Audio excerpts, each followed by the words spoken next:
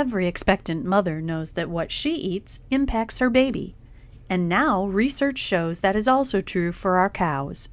Maternal consumption of ReaShure during late gestation had a positive effect on the in utero calf, setting her up for better health and potentially even higher milk production once she joins the milking string.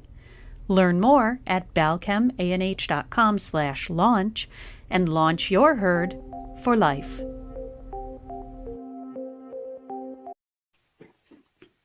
Hello, everyone, and welcome to the Real Science Lecture Series. My name is Scott Sorrell, Director of Global Marketing at Balchem. The dairy cow's transition period is a make-or-break time for her lactation.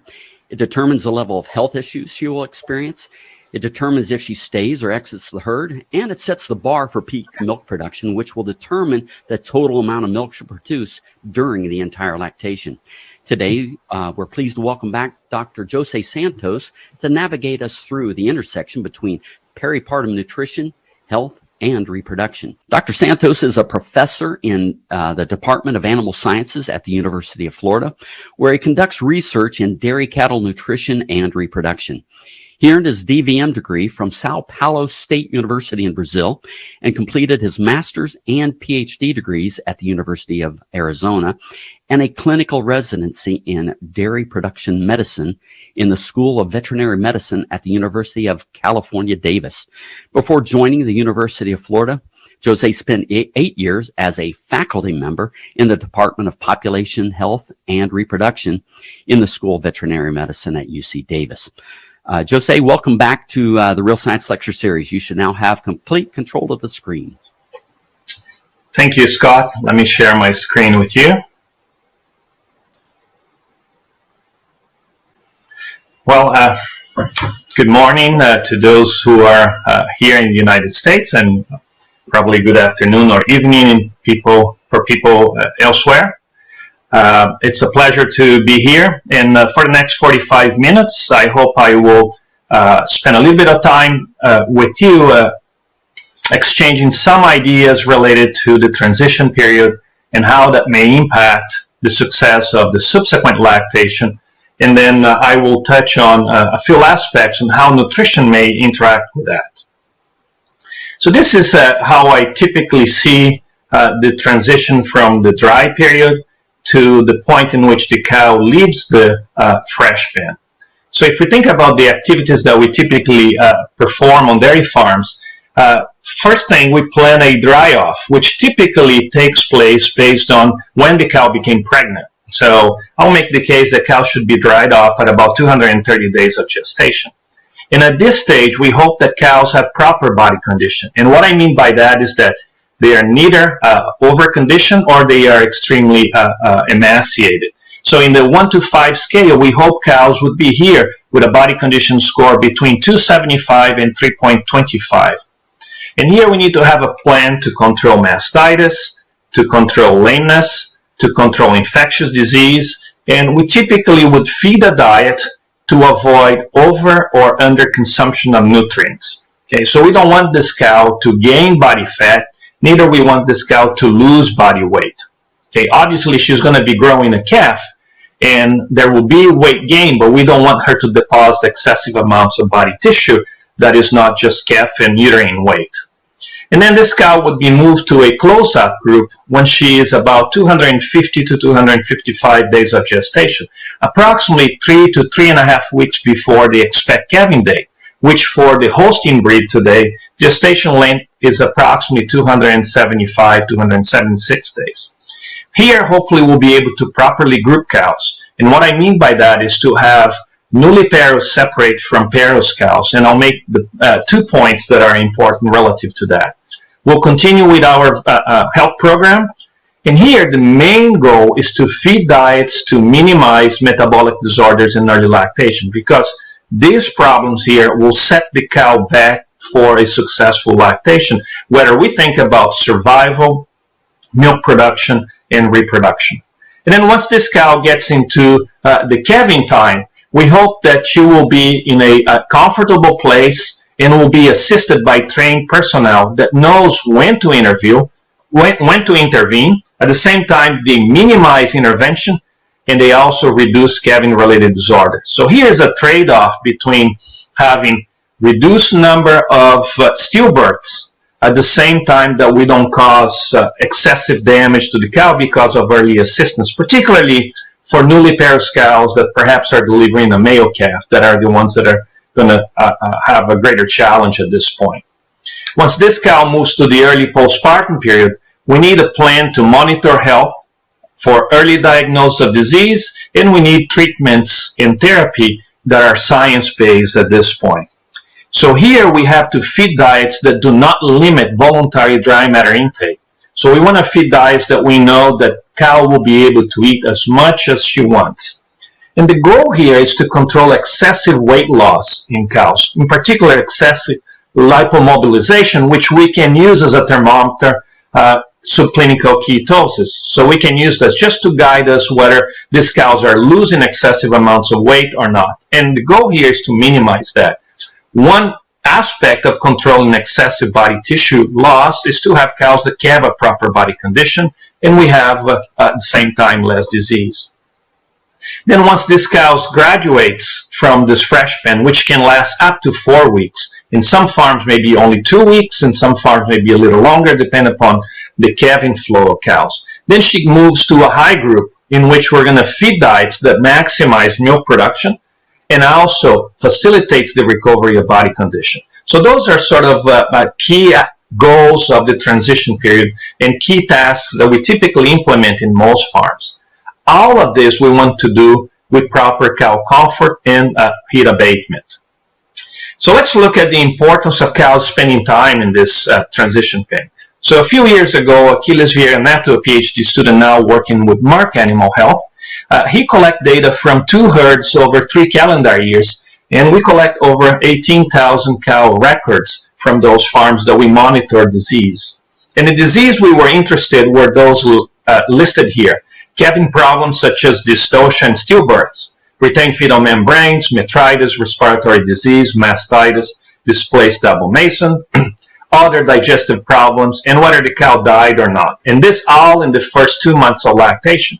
What we want to investigate and ask the question is, what is the association between time spent in the close-up group and the risk of this disease? For the sake of time, I'm going to show you the risk of morbidity, which is one or more of these events, what happens to milk production, and what happened to reproduction. So here is the risk of morbidity in the first 2 months of lactation for cows that are starting their second or greater lactation and cows starting their first lactation, the nulliparous cows. And we can see this days in postpartum group quadratic association with risk of morbidity. And what I mean by this is that the risk decreases as cows spend more time in the prepartum group, and then the risk increases as they spend excessive amount of time in the prepartum group. So there seems to be this sweet spot here, which is about 3 to 4 weeks, in which cows have the least risk of developing disease in early lactation. And if we have less disease, we expect to have greater milk production. So this is the cumulative milk yield in 305 days divided by 305 days, meaning that if a cow died early or if she was sold, she will contribute with milk for only the period that she survived. Okay, so this is accounting for deaths and culling. And you can see that cows that spend about 3 to 4 weeks in the transition group, in the prepartum group, had the maximum milk yield. And this should also reflect an improved reproduction, which is exactly what we see here. The proportion of cows that became pregnant by 300 days, and again, this accounts for cows that died, were sold, and never became pregnant because the producers decide to eliminate those cows. And we can see that the highest or the largest proportion of pregnancy happen when cows spend those 3 to 4 weeks in the prepartum period. So if we want to benefit from the things that we apply in the transition group, cows need to spend a minimum amount of time there.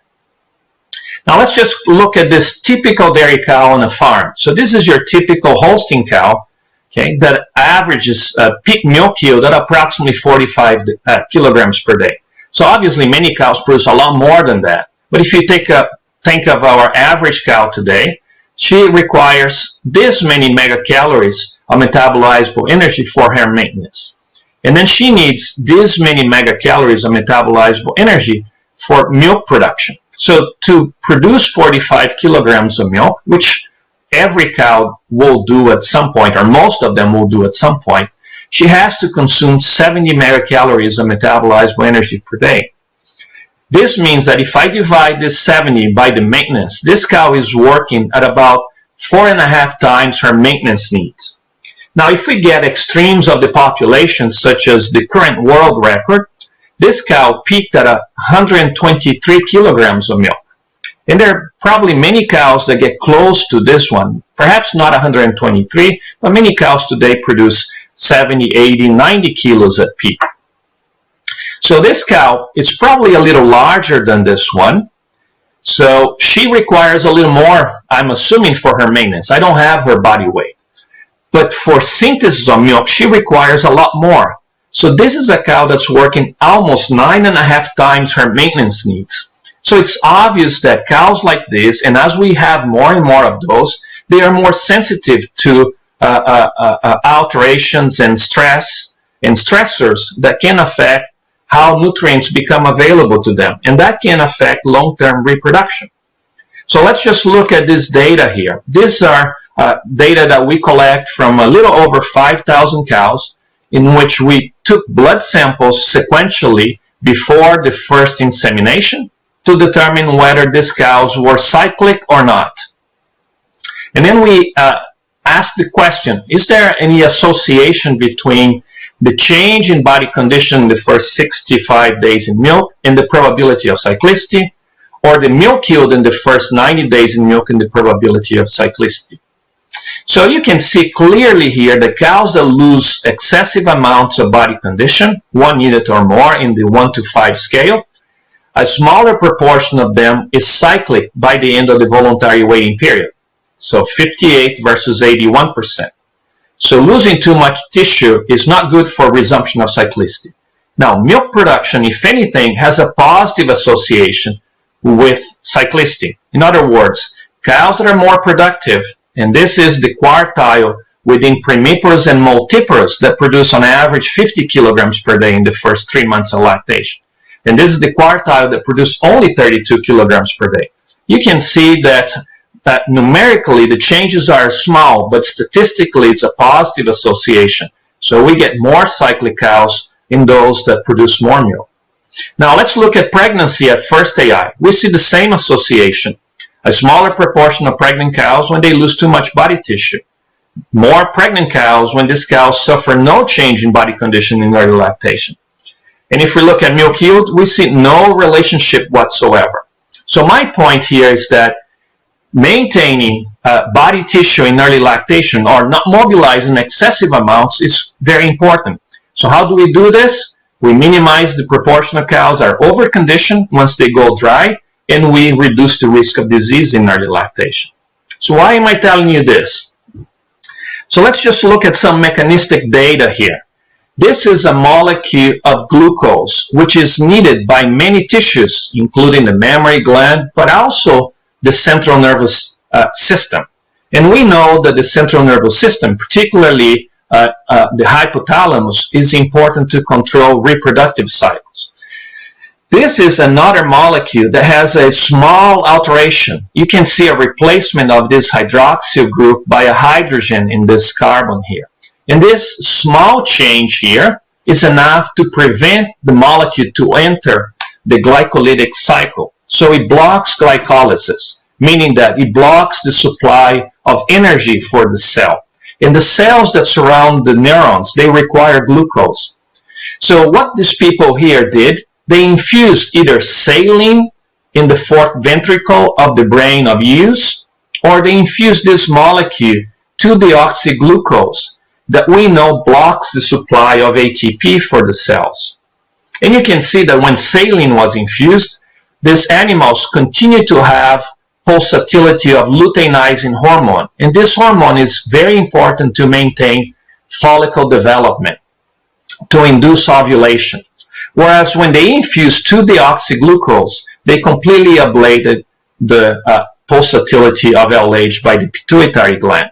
So this is telling us that probably they block the release of gonadotropin-releasing hormone by blocking the supply of energy for those cells. So you can think that cows that lose too much weight or cows that don't eat very well in early lactation, they're going to have reduced concentrations of glucose because the mammary gland now is taking up most of it.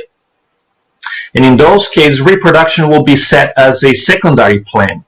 And obviously, extensive delay of cyclicity, which will happen in animals that have this, will set this cow back for reproduction. So let's think of this mechanistic approach. What we want is for cows at the end of the voluntary waiting period to behave like this one here, who is displaying signs of estrus. So this will happen if her brain receives sufficient signals, including what I call oxidizable metabolic fuel. So it can generate energy in addition to other endocrine signals. When this happens, we have signals for the pituitary gland to release hormones, such as follicle-stimulating hormone and luteinizing hormone. And this will maintain follicle development in the ovaries. Eventually, these follicles, or one of them, will produce sufficient estradiol that will signal the hypothalamus and the pituitary to have a surge of hormones that induces ovulation. And typically, ovulation follows this steroid-dependent reproductive behavior, such as estrus. However, when cows lose excessive amounts of weight, either because they don't eat very well, they have disease, or other factors, okay, this system is inhibited now. So now we don't have the normal pattern of LH release that supports follicle development. Therefore, this animal does not display signs of estrus. Consequently, she has delayed ovulation. She is the typical anovular cow. And those cows have reduced reproduction, as I just showed you. So we want to minimize the proportion of cows that suffer from this problem. Now, we know that energy balance or nutritional balance is an important drive for reproductive success. And if that's the case, we should focus on what affects nutritional balance. And what affects nutritional balance is dry matter intake. So here I have energy balance calculations for the first 60 days in milk out of 160 cows in which we had daily milk yield, daily dry matter intake, and daily milk composition and body weight. And you can see that there is a linear and strong relationship between energy intake, in other words, dry matter intake, and energy balance. Whereas if we look at energy secreted in milk, in other words, milk yield and energy balance, the relationship is quite weak. It is negative, okay? As energy secreted in milk increases, energy balance becomes smaller, but that relationship is quite weak. So we should focus on stimulating cows to eat in early lactation. So my first take-home message is avoid excessive body condition loss with the onset of lactation. Cows should lose no more than 0.5 units. And for that, we should have cows and heifers that do not calve over condition. We want to have more cows calving like this, that we see a U and a V here between the ilium, the head of the femur, and the ischium, and we want to see almost none of the cows would have a flat back or that have excessive fat in the ligaments, either in the tail or here in the ilium. So this poses a question, but what about feed efficiency now? Now we have markers to select cows for reduced feed intake for a given amount of milk production, which is what you have available as feed save, as a new trait that's available for the Holstein breed. So let me show you some data that we generated a few years ago in which we look at the most efficient cows and the least efficient cows in experiments that we conducted. These cows here produce exactly the same amount of energy-correct milk, but they ate 4 kilograms less. Okay, 4 kilograms less, 25 kilograms of dry matter per day versus 21 kilograms of dry matter per day in the first 15 weeks of lactation with exactly the same amount of energy-corrected milk. So how can this be possible? Obviously, these cows here are different than these cows. We don't necessarily understand why they are that different or what makes that difference, but we know that they are different because they are able to produce the same amount of milk with a lot less feed. So people would probably ask, well, there might be negative consequences to that. So let's look at some data here. So we looked at the risk of developing disease in the first 90 days in milk. And I'm only going to show you the 25 percentile most efficient cows, those that eat less for the amount of milk produced, and the least efficient cows, the 25th percentile least efficient cows. There's about 100 cows in each of those two groups, in the two extremes of the population here. So you can see that the risk of retained placenta, metritis, mastitis, displaced double mason, so on and so forth, they do not change. In fact, the risk of morbidity in the first 90 days in milk is exactly the same, okay, about 40%. The proportion of cows that left the herd by 300 days in milk, either by culling or sale, being sold, is exactly the same, about 10%. Well, you might ask, maybe reproduction will suffer. So let me show you another piece of data from the same data set. Now I have here about 850 cows that we have daily dry matter intake, and we calculate what's called residual feed intake. So these are the most efficient cows. These are the least efficient cows. You can see a difference of almost 4 kilograms of dry matter intake between them. These cows ate 1.9 kilograms less than expected. These cows ate 1.98 kilograms more than expected. They had exactly the same energy-corrected milk production in the first 15 weeks of lactation. So if you look at the proportion of cows that became do not inseminate, we see no difference here. And now let's look at some of the important traits for reproduction. All of these values are based on a diagnosis of pregnancy performed 74 days after AI. So this accounts for all the losses of pregnancy during early gestation. You can see that insemination rate did not change, about 67% between the two extremes. But pregnancy per AI was actually greater in the more efficient cows. And this results in a greater pregnancy rate, okay, in the more efficient cows. And with that, a larger proportion of those cows were pregnant by 300 days compared to the least efficient cows. And this is quite puzzling. How can these cows eat 4 kilograms of dry matter per day, less than these cows? They have exactly the same energy-correct milk, and if anything, their reproduction is the same or a little bit better. So I think at this point, we shouldn't be afraid of selecting for feed efficiency, although we should optimize intake in early lactation. Now, one thing that affects intake in early lactation is morbidity, because most disease in cattle or in dairy cows affect cows in the first 45 to 60 days of gestation. So let me show you some data here of disease that affect the reproductive tract. This is an histogram of when metritis is diagnosed, and this data was put together by a colleague, Dr. Clives Galvão, here at the University of Florida. You can see that we have the highest prevalence of metritis right here at the end of the first week postpartum.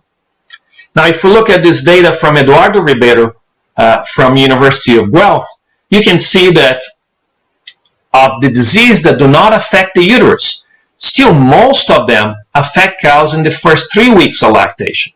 So these are the first 3 weeks of lactation. And this histogram chart shows this skewed distribution because the risk of disease decreases as lactation progresses in most dairy farms. So if I overlay one figure with the other, what I come up with is that about a third of the cows are affected by disease in the first 3 weeks of lactation. And almost 80% of the first disease diagnosis occurs within the first 3 weeks postpartum. And obviously, the earlier disease happened, the longer the potential legacy effect of that disease event in the lactation. Having a disease event at 20 weeks postpartum is a lot less costly than having a disease event in the first 3 weeks of lactation, just because this here can affect the remainder of the lactation, so the next 35 to 45 weeks, whereas this here will affect only the next 15 to 25 weeks of lactation. Now, disease have a lot more to do with what happens to the cow than just that initial insult. So let's look at this experiment here that was conducted with beef cattle. This is a beautiful piece of data that I wish we had this in dairy cows.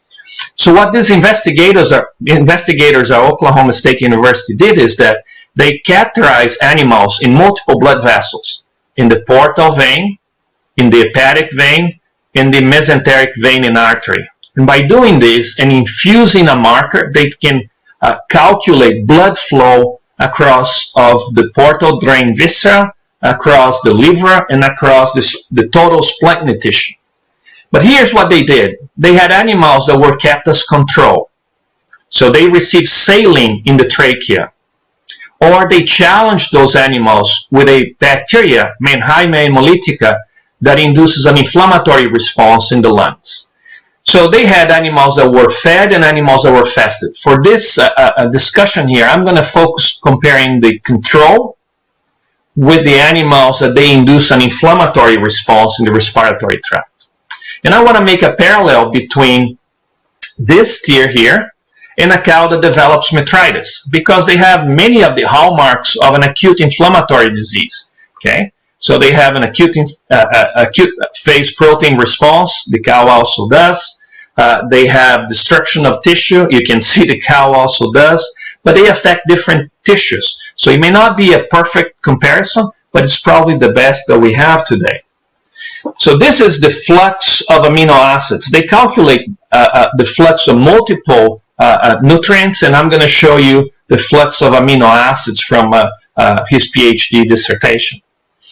Every time the bar falls below the zero line, it means that the tissue is utilizing more than it produces. So there is a negative net flux. Every time the bar is above the zero line, means that the tissue, in this case, the liver, that's the tissue that we are looking at here, it means that the liver secreted more of that nutrient than actually extract. So nutrients are coming in from the hepatic artery and from the portal vein, and they are leaving the liver through the hepatic vein.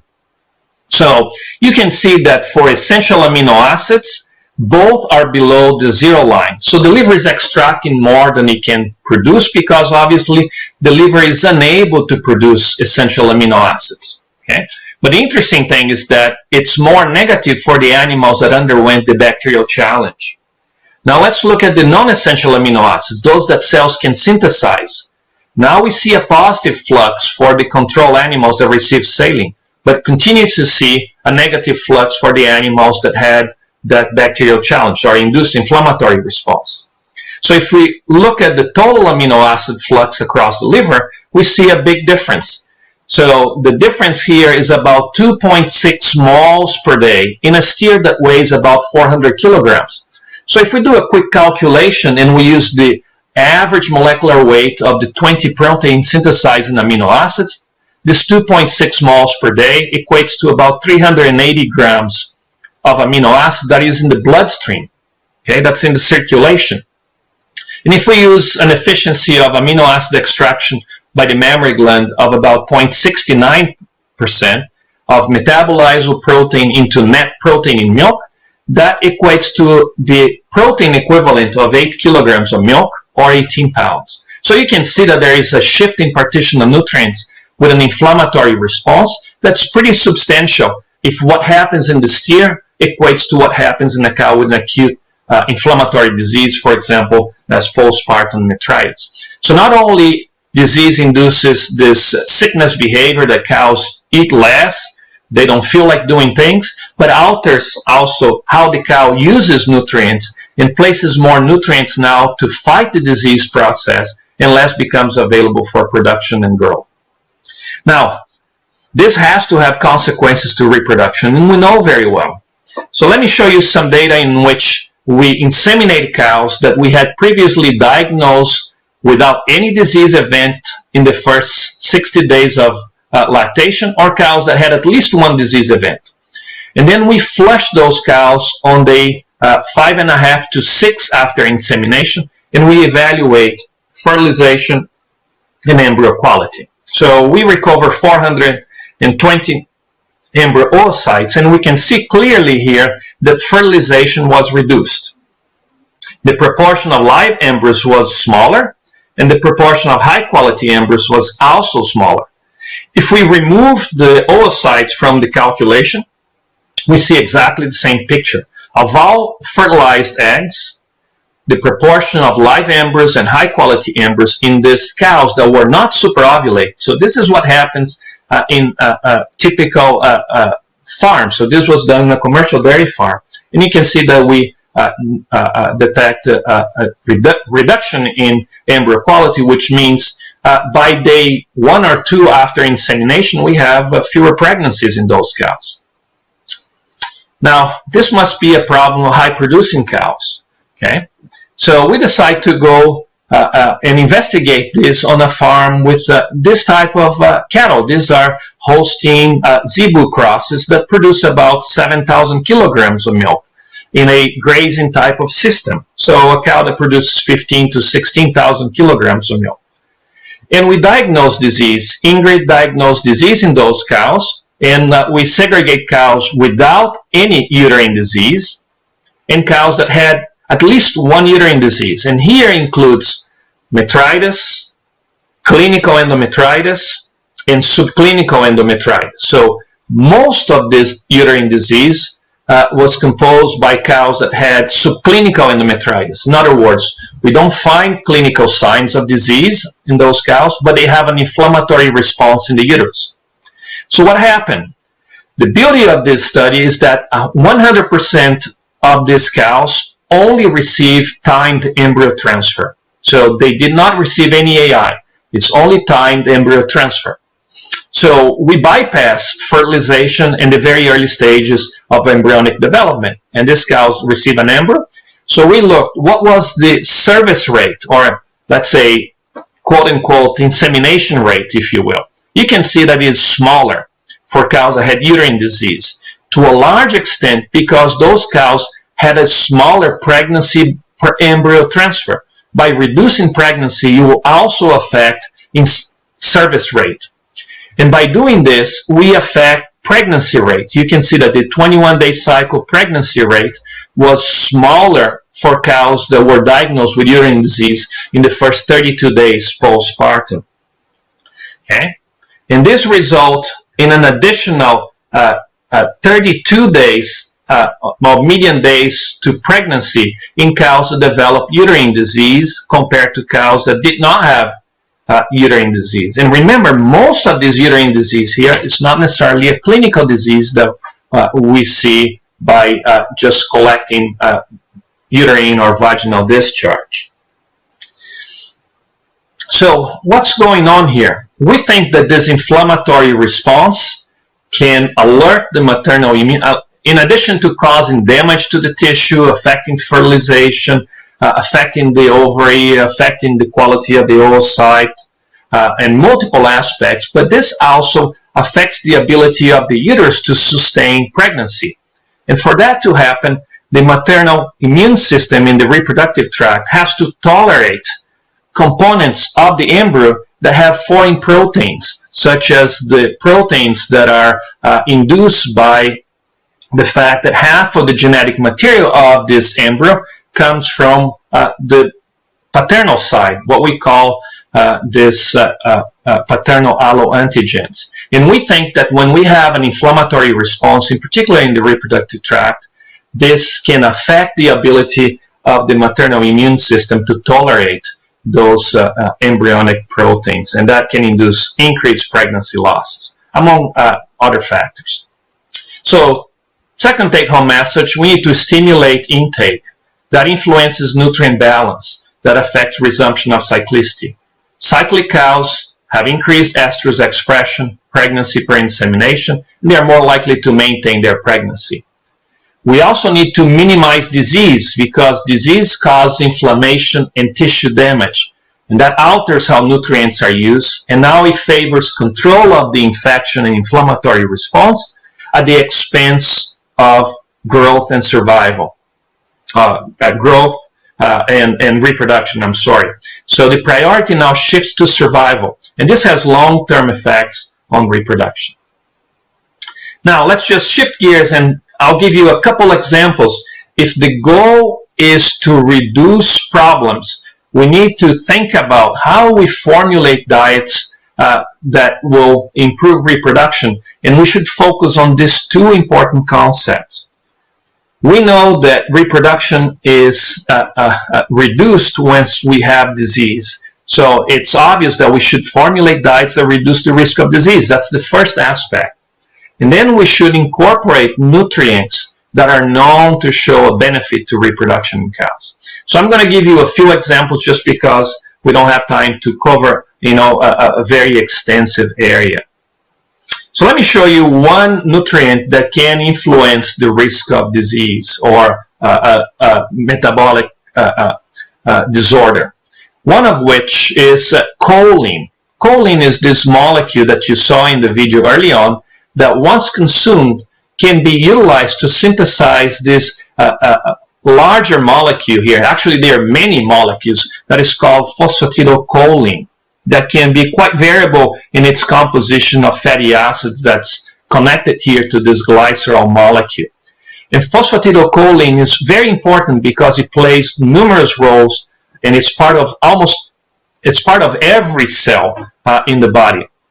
Okay, one of those roles of phosphatidylcholine is to be part of this large molecule that's called very low density lipoprotein. Okay, and phosphatidylcholine, which are the phospholipids in the surface of this large molecule, allows this lipoprotein to contain lipids in its core or fats in its core, and it contains proteins in the outside that allows it to be miscible in an aqueous solution. So in this experiment here by Dr. Marcus Zenobi, we induced cows to develop fatty liver, and then we fed increasing amounts of choline ion in a rumen-protected form. Okay? This is the concentration of triacylglycerol in the liver when cows were in the well-fed state. They were receiving the diet ad libitum. And then we restrict those cows for 9 days. And what happened was that hepatic triacylglycerol accumulate in the hepatic tissue. But the accumulation was less and less and less as the amount of choline ion consumed by those cows increased. So it shows here this linear decrease in triacylglycerol accumulation as cows were supplemented with choline ion. So choline, like for dairy cows, like in any other species, has this lipotropic effect, and we think is linked to the ability to synthesize and secrete lipoproteins to export lipids from the liver. Obviously, these cows have a smaller risk of developing fatty liver. And if that's true, this should benefit lactation performance. So here is a meta-analysis that Usman Arshad conducted to look at all the literature we could find with controlled experiments in which cows had a controlled diet without supplemental choline ion as a rumen-protected choline product, or they were fed some amount of choline ion in a rumen-protected form. So the names here on the left are the reference from the experiments in which choline was fed during the transition period. To be part of this meta-analysis, the treatment had to start prepartum and continue until at least the day of calving, but most of them fed cows until several weeks postpartum. So the way you look at this here, each row here represents a comparison between a certain amount of choline ion in a rumen-protected choline form compared with the control within that experiment. And you can see all the comparisons that are available here. The black dot represents the point estimate. The gray circle represents the weight of that comparison in the statistical analysis. And the horizontal line represents the 95% confidence interval. So here it gives you a very good idea how repeatable the results are. And in general, most point estimates fall to the right side of the central line. And the central line is basically where there is no difference between the treated and the control. And this here is expressed as what we call standardized mean difference, so number of standard deviations. And the response evaluated here is energy-corrected milk. So you can see that most responses fall to the right. Okay? And in fact, the overall response from this analysis show an increase in energy correct milk of 0.38 standard deviations, which represents an increase of about 2.2 kilograms of energy correct milk production per day in the first few months of lactation. So this shows that benefiting health has a positive impact on production.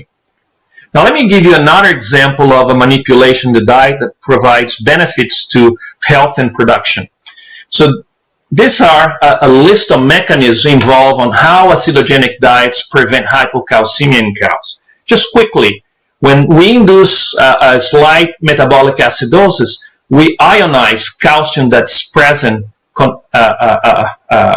associated with proteins or in the form of salts. So now we have more ionized calcium in blood. Acidosis stimulates the parathyroid gland to secrete more parathyroid hormone, which is one of the calciotropic hormones that control blood calcium. Acidosis increases tissue responsiveness to parathyroid hormone. And once PTH is more active, that induces more synthesis of active vitamin D3 in the kidney cells. So this hydroxylation of 25-hydrox-D3 into 125-dihydrox-D3 is stimulated. A very important mechanism of these acidogenic diets is to increase calcium excretion in the urine, because acidosis blocks a calcium channel here that is responsible for reabsorption of calcium that's present in the filtrate. So when the urinary pH is acidic, this calcium channel, shuts down, so calcium is not reabsorbed, and now the cow secretes calcium in the urine. And this increased secretion of calcium in the urine upregulates all the systems that control blood calcium before calving, one of which is increased calcium absorption in the gastrointestinal tract, which is illustrated here. And finally, this slight metabolic acidosis induces cells in the bone, these macrophages here, to scavenge the mineral matter of bone that releases calcium into the bloodstream. So these combined effects improve blood calcium concentrations and prevent cows from having clinical as well as subclinical hypocalcemia. So this should benefit animal health. And we know very well that risk of milk fever is greatly reduced by feeding acidogenic diets. But not only that, as you can see that the risk of retained placenta and the risk of metritis, two important diseases that affect the reproductive tract, they are both reduced as the dietary cation anion difference of the diet prepartum moves from positive to negative.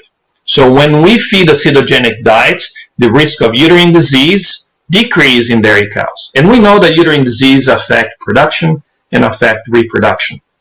And if we have less uterine disease, we should have improved production. And in fact, if we look at milk yield and fat-correct milk yield, when we feed acidogenic diets, both of them increase in Paros cows. Now, here's an important point. Remember that I told you that in the transition period, we hope to be able to group cows and heifers separately.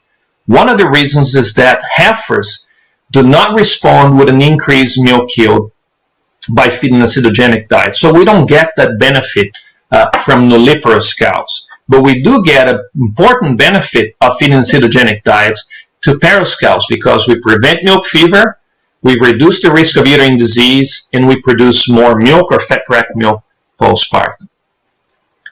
Now, an important aspect, and goes back to this grouping of cows, is that those diets should be fed only during the close-up period. Okay? So here's an experiment in which we fed exactly the same diet, but we manipulate the decad, and we offer cows the diets, the acidogenic diets, either for 21 days, the last 21 days of gestation, or the entire dry period, the last 42 days of gestation. And this is the rate of pregnancy in those cows. And you can see that the rate of pregnancy was faster for cows that received the diets for 21 compared to 42 days. And you can see that the cows that received the acidogenic diets for 3 weeks only produced more fat-correct milk and more energy-correct milk than the cows that were fed for 42 days. So we think that cows should not be fed acidogenic diets during the entire dry period. Forage quality is very important, and I think that's being neglected during this transition period. And this is a typical diet of a cow. It's composed of forage, a starch source, byproducts, protein supplement, mineral vitamins, and maybe a fat source. In this example here, I have a forage that is of moderate to low quality. So I have limited inclusion in the diet. Each square here represents a kilogram of diet. I have a total of 24 kilograms, or each rectangle, represents a kilogram. Each square is half a kilogram. So I have 24 kilos, of which 10 kilos are represented by forage. If I feed more, these cows are not able to produce the 41 kilograms of milk with 3.7 fat, 3.2 protein. But if I have better quality forage, I can occupy more space on my diet with forage, which is typically cheaper and is typically healthier and safer for the cow. Okay, and that's what I'm doing here. Well, obviously this is just a simulation. So let's see if this is real. So here's a beautiful experiment out of Cornell University by Bill Stone, in which they manipulate the type of corn silage that was fed during the transition period, from 3 weeks before to 3 weeks after calving. Only 6 weeks of intervention. And they follow those cows for 15 weeks after calving. So what were the treatments? It was a conventional corn silage or a brown mid-rib corn silage. So this has less lignin and the neutral detergent fiber is more digestible. So each kilogram of silage provides more nutrients for the cow. So what happened in the first 3 weeks of lactation? Cows that were fed the BMR corn ate 2 kilograms more. What happened after 3 weeks postpartum, once they all received the conventional corn silage? So no more treatment being applied here. They ate the same. Okay? But now look at the fat cracked milk. It was always greater for the cows that received the more digestible fiber source coming from corn silage. They produce here 4 kilograms more milk in the first 3 weeks, and they continue to produce 2.7 kilograms more fat cracked milk after these cows receive exactly the same diet. Okay, so that's another example of a dietary change that benefits transition cows. Now, my last point is something that can benefit reproduction directly. So this is an experiment from Jonas de Souza and the group of Adam Locke at Michigan State, in which they supplement cows they fed cows a diet without supplemental fat control, or they add 1.5% additional fatty acids with different combinations of fatty acids. So I don't want to touch on the different combination of fatty acids. I only want to look at the effect of fat feeding, which is the average of these three groups, versus control. And you can see that there was no difference in dry matter intake in the first 3 weeks of lactation. So supplying 1.5% of the diet dry matter as supplemental fatty acids did not depress intake in early lactation, but it did stimulate energy-corrected milk at those cows. They produced 5 kilograms more energy-corrected milk in early lactation. So you can stimulate production. Now, what happens to reproduction? So here's a meta-analysis from the Australian group, Dr. Ian Lean and his students, in which they pull data from the literature and they look at 17 experiments with individually fed cows that included 26 comparisons between control or some amount of supplemental fatty acids added to the diet starting in the transition period. They had almost 1,400 cows. There were multiple fat sources used. But here's the overall message from that meta-analysis. There was a 27% increase in risk of pregnancy, meaning that the controls would average 32, the treated would average 40%. So a substantial increase. And this resulted in a tendency for fewer days open. These cows tended to produce more milk. The milk composition didn't change, and these cows did not change. There was no change in body weight, no difference in body weight changes between the control and the treated animals. So improvements in reproduction without negative effects on body tissue and with additional milk production. So diets of early lactation cows should contain some amount of supplemental fat And we should limit the total fatty acid content to somewhere between 4 and 5% of the diet dry matter. So just to finalize, here are some important points. Feed prepartum diets to supply sufficient energy, and you can look at what these values should be. The new NASEN 2021 provides good information on that. Supplement rumen protect choline if the goal is to reduce the risk of hepatic liptosis and improve milk production in early lactation. Formulate diets with a negative DCAD to prevent hypocalcemia and the negative consequences of low blood calcium, such as uterine disease, metritis, retained placenta. Move these cows to the close-up when they are about 3 weeks before the expected calving date. So move them when they are between 250 to 255 days of gestation. Segregate nulliparous from parous cows. One reason is protein needs, the other one is the response to acidogenic diets, and the other one is just cow behavior. I'm not going to touch on this here. Postpartum, feed high quality forages. This is usually better, healthier, and often cheaper. We didn't talk about this, but protein in the early lactation diet is quite important. Be careful to not have limited protein diets in the first few weeks of lactation, because this can compromise productive performance. And supplement moderate amounts of fatty acids to improve fertility. Anywhere between 1 to 1.5% of the dry matter as supplemental fatty acids should be added to the diet. So thank you very much. Hopefully there will be time for some discussion. Thank you. Yeah, thank you, Jose. Before we get started answering questions, we'd like to share a brief video, and then we'll be right back to answer the questions you submitted during today's presentation.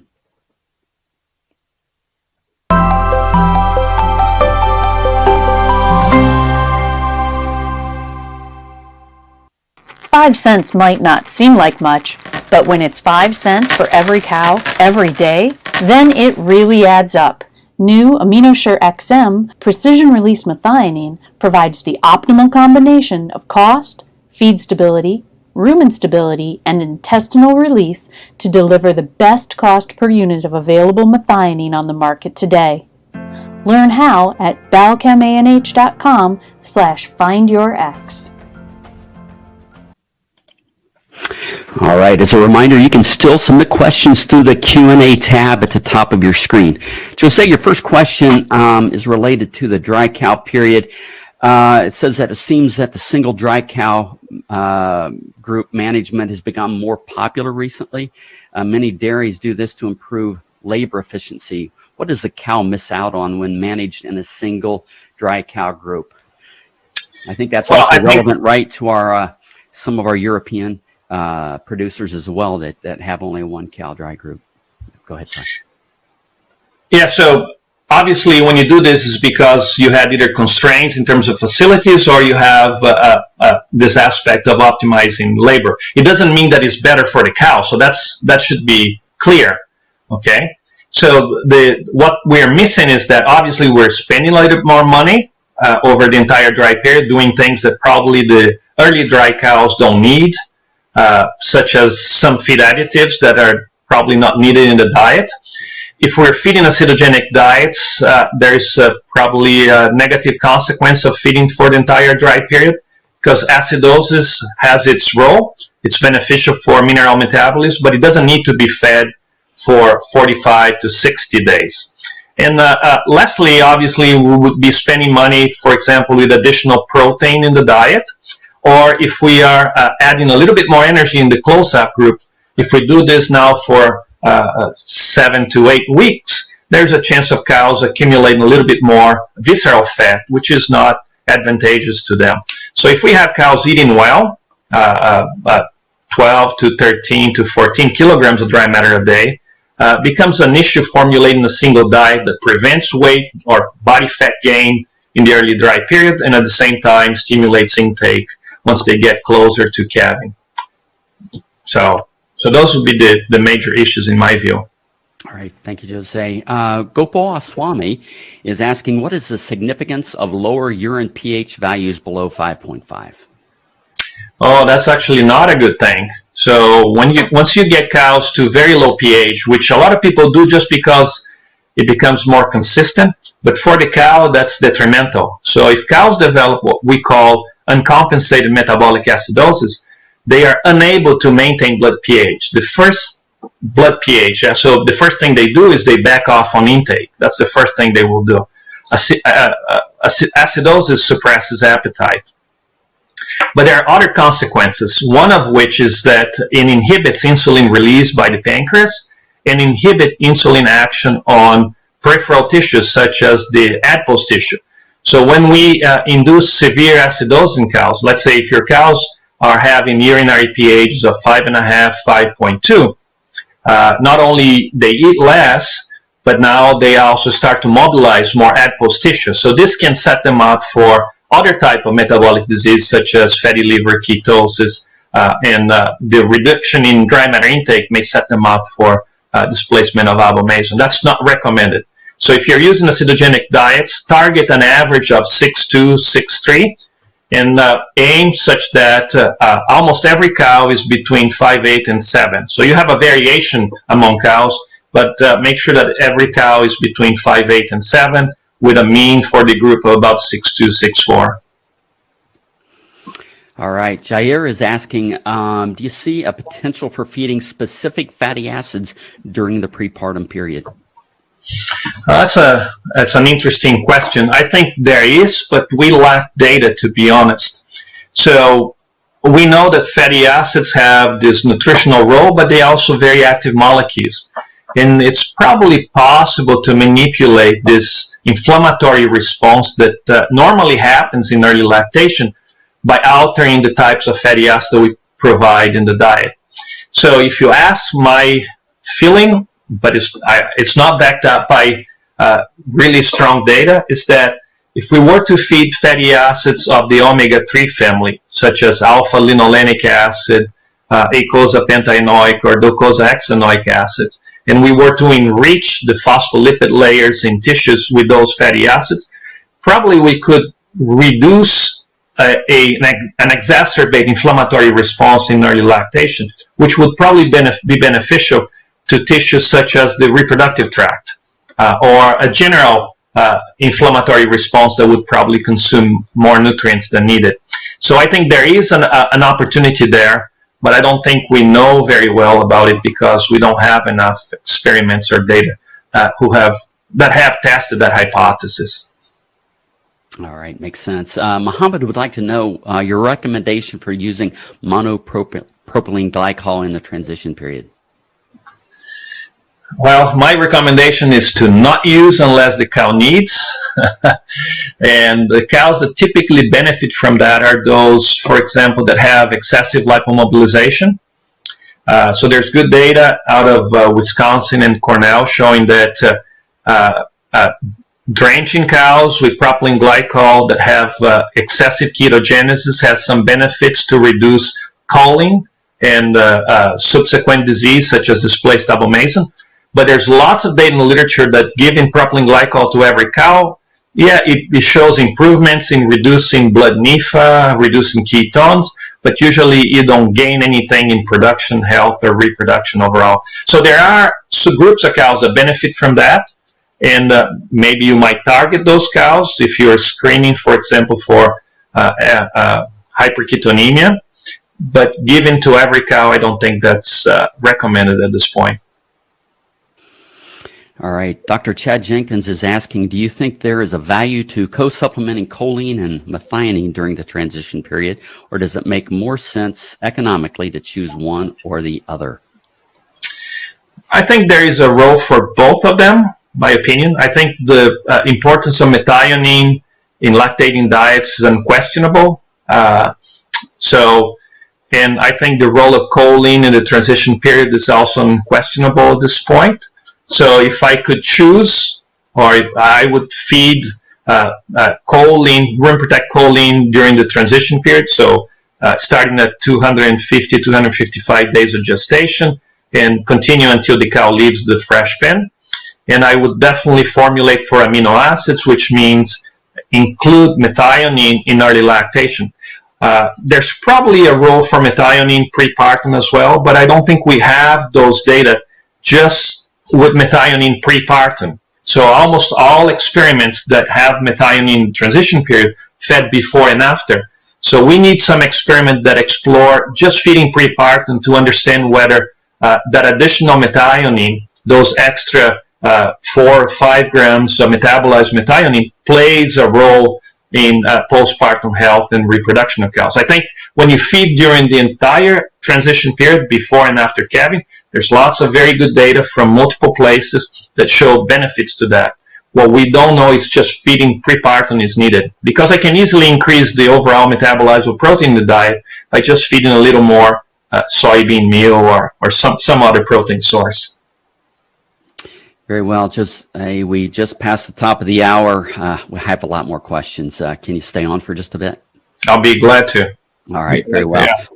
Dr. Aldridge is asking, what is a mechanism whereby feeding low DCAD for 42 days versus 21 days had a negative effect on pregnancy rate? Yeah, we don't know. I'm going to be 100% honest. Obviously, there are, that I'm aware, 3 experiments in which cows were fed ketogenic diets either for 6 to 8 weeks versus only 3 weeks. In all 3 experiments, energy correct milk or fat correct milk were reduced, at least numerically, not statistically, but the point estimate always went to the same direction. Okay? So when we pull those data from the 3 experiments, then I can show a statistical effect if I do a quick meta-analysis on that, analyzing those data. So your question is, why would reproduction be affected? So I can come up with some hypothesis. The first one is that acidosis, the only reason why at this point that we know of that we want to induce metabolic acidosis is to increase this flux of calcium through the body that prevents hypocalcemia. We don't have any good data to show that inducing metabolic acidosis per se without altering calcium or mineral metabolism is beneficial to the cow. In fact, if I do this during lactation, it's detrimental to cow performance. Cows eat a little less when they are fed during the entire dry period, so that may have some negative implications later on to health and reproduction of those animals.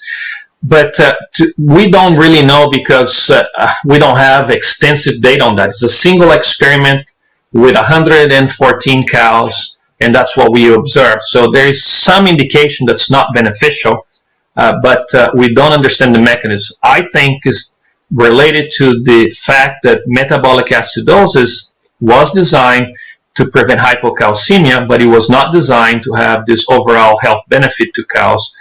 And when we induce metabolic acidosis for too long, or if we have uncompensated metabolic acidosis, we can have those potential side effects, such as increased lipomobilization, reduced dry matter intake, that may have consequences to reproduction without understanding necessarily the exact cellular mechanism. All right, thank you, Jose. Ahmed is asking, what could be the endocrinological interventions that we can do in transition period to stimulate dry matter intake? Oh, that is the million-dollar question. Yeah, knowing what induces cows to eat more. I can come up with things that suppress intake, so you should probably avoid those. So heat stress, lack of cow comfort, disease, mud, excess undigestible fiber, excess rumen degradable starch, excessive amounts of unsaturated fatty acids in the diet. All of those factors typically depress intake. So if I feed too much unsaturated fatty acid, I suppress dry matter intake. If I feed diets that are not digestible, particularly in early lactation, that will depress dry matter intake. If I have a system that has high prevalence of disease, it can be anything from mastitis, lameness, or anything, that will depress dry matter intake. That's a conserved mechanism. Cows that have pain or any disease or inflammatory response, they behave by eating. One of the behaviors is just reducing appetite. Okay, and that happens in cows, in flies, in whales, in any species that's being studied. So I think what we know is what to avoid, What we don't know is exactly what triggers the cow to eat more. Okay? So we need to do things that remove those obstacles and hope that this cow now can consume an extra 1 or 2 kilograms of dry matter. That's pretty critical, particularly in early lactation, to avoid displaced double mason and other disease. Sorry that I don't have an exact answer, because I think we lack knowledge on that particular area. We know very well what's bad, but we don't know necessarily what triggers appetite. All right. Cristiano is asking, I'm feeding anionic diets with particular DCAD in heifers as well, because it improves the uterine health after calving. What do you think about that? Yeah, so we've done 2 experiments with just heifers here after that meta-analysis that we published a few years ago. So we had 2 experiments with about 230 heifers individually fed. And again, we replicated no benefit to milk production between an alkalogenic and an acidogenic diet. In one of the experiments, a moderate acidogenic diet, and what I mean by that, the DCAD was minus 50 milliequivalents per kilogram. For those that use 100 grams, is minus 5 milliequivalents per 100 grams. Those animals had a little bit better health. Morbidity was less in those heifers. In the second experiment, we fed minus 50 milliequivalents per kilogram versus, if I recall, plus 200. We had about almost 100 heifers, 50 per treatment. And we did not detect a benefit to health in those animals.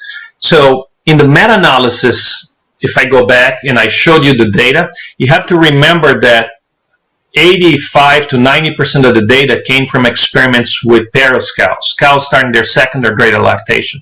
And mathematically, you don't necessarily separate the effect of the Paros and nulliparous cows because you may not have enough power to detect an interaction for disease.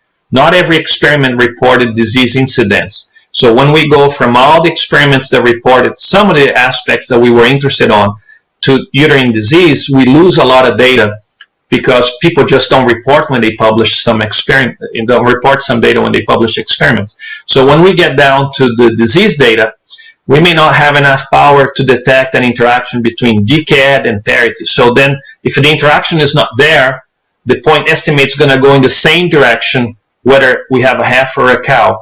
And I'm not convinced at this point that we get the same benefits in health for the heifers. I think if we do, it has to be a moderate DCAD. You cannot go to the same level of acidosis as we typically use for cows. So we shouldn't be feeding a heifer a diet of minus 100 or minus 120 milliequivalents. That I feel very comfortable saying. Well, this is a different question. I think it's a real one. I'm going to ask it. What about the use of endocannabinoids to increase feed intake? Yeah, I will defer because I don't know enough data on that. And I think it's probably an area people are studying. There's a group in Israel and a group at Michigan State University studying endocannabinoids and their role in adipose tissue metabolism and appetite regulation. But I'm not sure if we understand exactly how it works very well in the cow, and how to implement that at this point. But I'll be glad to point out to people who probably will know better than I do in that area. All right, thank you. Adrian is asking, regarding the data on disease and reproductive performance, what would be your comments on the 35% of no disease cows that did not get pregnant? What do you think are the main risk factors for poor fertility in non-disease cows?